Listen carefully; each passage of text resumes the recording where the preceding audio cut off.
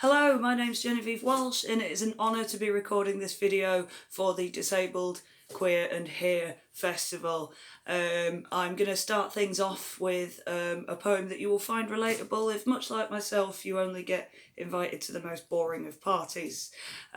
You'll know the kind. It's the kind where you walk in and all you want to say is, "So lovely to see you again." I love what you've done with the place. I especially love how every trace of teenage you's been sandblasted and replaced with magnolia. There's no room for melancholia in this colour scheme. It's au natural, it's femme banal. It's the sunshine after the little death. It's the weight, it's the heft, it's the rosy cheek, it's the meek inheriting sweet FA and the bold getting richer as we speak. But hey, you've got to laugh. Got to end each sentiment with a winky face and an exclamation mark. And the glasses clink and the wine gets sipped and the rosy lit masses laugh at our quips. Oh yeah, the compliments come in droves, and with my eyes wide shut I silently scream, "Yes mate, this is all very nice, but why are we wearing clothes? And why aren't we drinking Jägermeister in the dark? This facade is really wearing thin and I'm sick to death of the definitions, her and him. Why have we not transformed, combined, got out of our collective minds? I'm sick of this normality lark. So, instead of a bunch of flowers or a sonnet, answer me this. Why are we wearing clothes? And why aren't we drinking Jaeger in the dark?" Thank you very much. For those of you who haven't heard my work before, I should probably do a little bit of an introduction. I'm a poet based in Halifax, famously the home of Gentleman Jack. That's the Lesbian Diarist, not the whiskey, just to be clear. You already knew that. I'm a non-binary, bisexual, epileptic poet, which means, in basic terms, yes, I will go and see Kylie with you, but I'll shut my eyes during the strobe lights. I'm also one of them there millennials, which I'm guessing maybe some of you guys are. And that's a cross-section of people that often have to spend a lot of their time explaining to people why we are the way we are. Because letters were assigned to us that make no godly sense. Because where are you from is a question that brings us out in shingles.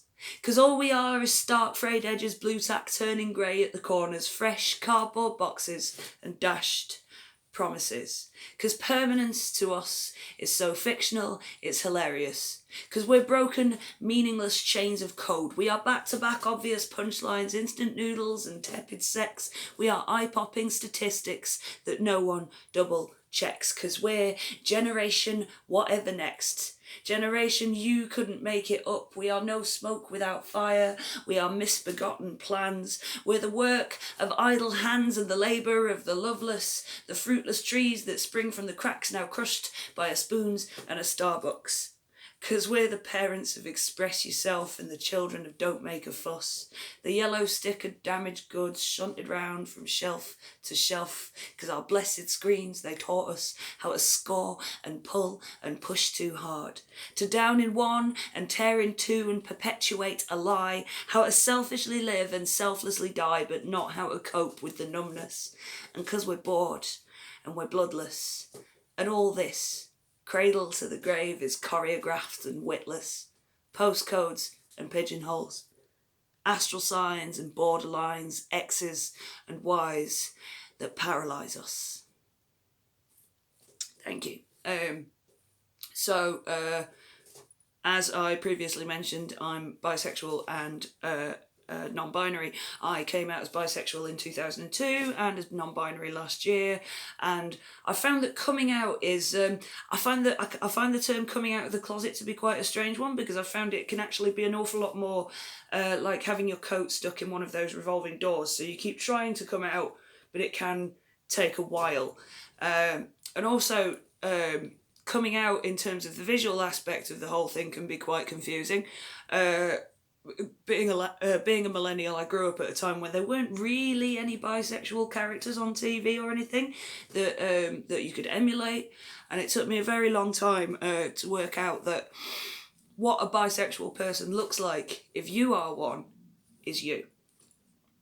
And despite yourself, You could cut away at the flesh that lets you resonate, that pumps red blood to the blackest parts of your dwindling semi-human heart. You could carve away at the loud eccentric bits of you that fail to pass, curl up and hibernate in a habitat of sticks and stones, despite the bones of you that love the night and shudder at the sight of pink that drink in schadenfreude and exhale wanderlust.